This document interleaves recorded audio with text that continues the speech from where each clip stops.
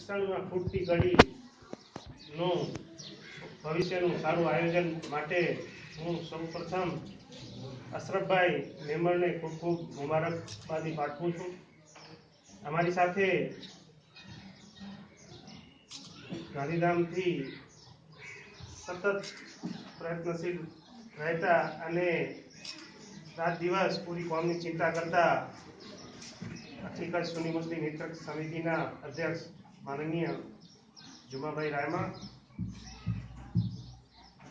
અહમદભાઈ જોણેજા, સાદિકભાઈ રાયમા, સાદિકભાઈ માણે તેમજ અન્ય મારી સાથે પધારેલા મહેમાનો, અત્રે અહીં ઉપસ્થિત સર્વે ગામજનો,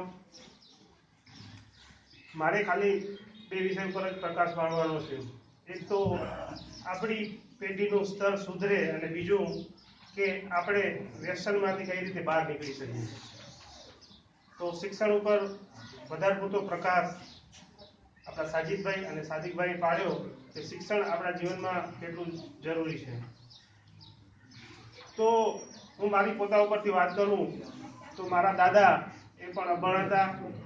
એમને પોતાના 3 પુત્ર હતા. એમના સૌથી મોટા પુત્ર એટલે કે માંડવીમાં જ એમણે વસવાટ કર્યો એવા સુલેમાનભાઈ એ અહીં સ્થાયી થયા. એને સારો એવો પોતાનો ધંધો કર્યો અને એમનો આજે એમના જે છોકરાઓ છે એમનો પરિવાર અતિ સુખી છે.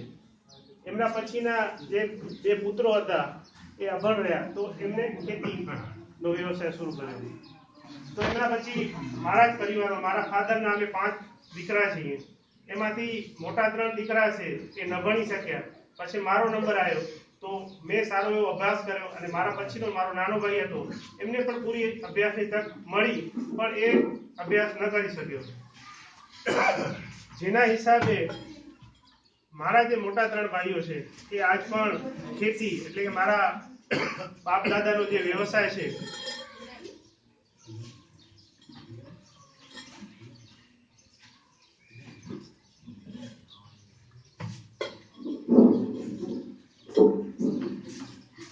એ વ્યવસાય ચલાવી અને પોતાનું આર્થિક ગુજરાન સર્વે ચલાવે.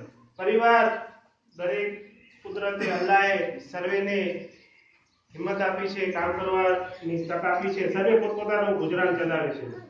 આપણને જરૂરી છે કે આપણું આવનારું જીવન છે, આવનારી પેઢી છે એ આપણે કઈ રીતે ઉપર લઈ જઈ શકીએ. તો એના માટે આપણે જે મા બાપ છે, જે વાલીઓ છે એમને થોડો